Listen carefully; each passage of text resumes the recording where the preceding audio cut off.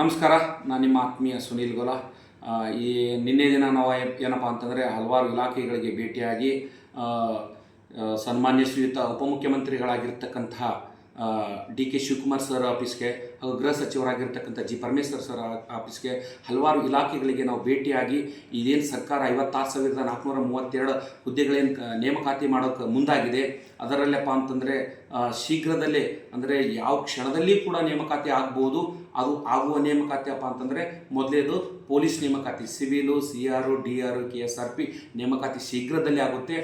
PSI ನೇಮಕಾತಿ ಕೂಡ ಆಗುತ್ತೆ, ಸ್ವಲ್ಪ ಡಿಲೇ ಆಗುವ ಸಾಧ್ಯತೆ ಇದೆ.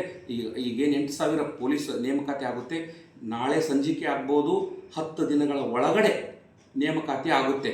ಇಲಾಖೆ ಫೈನಲ್ ಹಂತದಲ್ಲಿ ಇದೆ. ಇಲಾಖೆ ಯಾವ ಕ್ಷಣದಲ್ಲಿ ಕೂಡ ನೇಮಕಾತಿ ಮಾಡ್ತಾರೆ.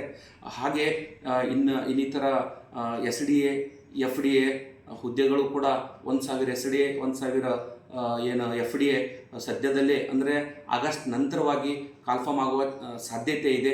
ಅದಕ್ಕೋಸ್ಕರವಾಗಿ ತಾವೆಲ್ಲರೂ ಕೂಡ ಕಷ್ಟಪಟ್ಟು ಹೋರಾಟ ಮಾಡಿದ್ದೀರಿ. ಒಂದು ಹೋರಾಟ ಒಂದು ಸಕ್ಸಸ್ ಮಾಡಿ ನಾವೆಲ್ಲರೂ ನೇಮಕಾತಿ ಮಾಡಿಸ್ಕೊಂಡಿದ್ದೀವಿ. ಅದಕ್ಕೋಸ್ಕರವಾಗಿ ತಾವೆಲ್ಲರೂ ಹೆಚ್ಚಿನ ಸಂಖ್ಯೆಯಲ್ಲಿ ಚೆನ್ನಾಗಿ ಓದ್ರಿ, ತಮ್ಮ ಉಜ್ವಲ ಭವಿಷ್ಯಕ್ಕೋಸ್ಕರ ಒಂದು ಸರ್ಕಾರಿ ನೌಕರಿ ಇರಲಿ ಅಂಥೇಳಿ ತಾವೆಲ್ಲರೂ ತಮ್ಮ ಹಿತದೃಷ್ಟಿಯಿಂದ ತಾವೆಲ್ಲರೂ ಫೋಕಸ್ ಮಾಡಿ ಓದ್ರಿ. ಯಾವ್ಯಾವ ಒಳ್ಳೆ ಅಥರ್ಸ್ ಪುಸ್ತಕಗಳನ್ನು ಇಟ್ಕೊಂಡು ಚೆನ್ನಾಗಿ ಓದ್ರಿ. ಎಲ್ಲರೂ ಶೀಘ್ರದಲ್ಲೇ ನೇಮಕಾತಿ ಆಗುತ್ತೆ.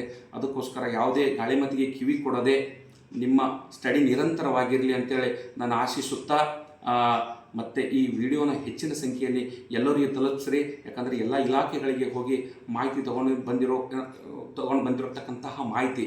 ಅದಕ್ಕೋಸ್ಕರವಾಗಿ ಇನ್ನಿತರ ಇಲಾಖೆಗಳ ಮಾಹಿತಿ ಕೂಡ ನಾನು ನಿಮಗೆ ಮತ್ತೆ ಕೊಡೋಕ್ಕೆ ಪ್ರಯತ್ನ ಮಾಡ್ತೀನಿ. ನಾನು ನಿಮ್ಮ ಆತ್ಮೀಯ ಸುನೀಲ್ ಗೋಲ. ನಮಸ್ಕಾರ.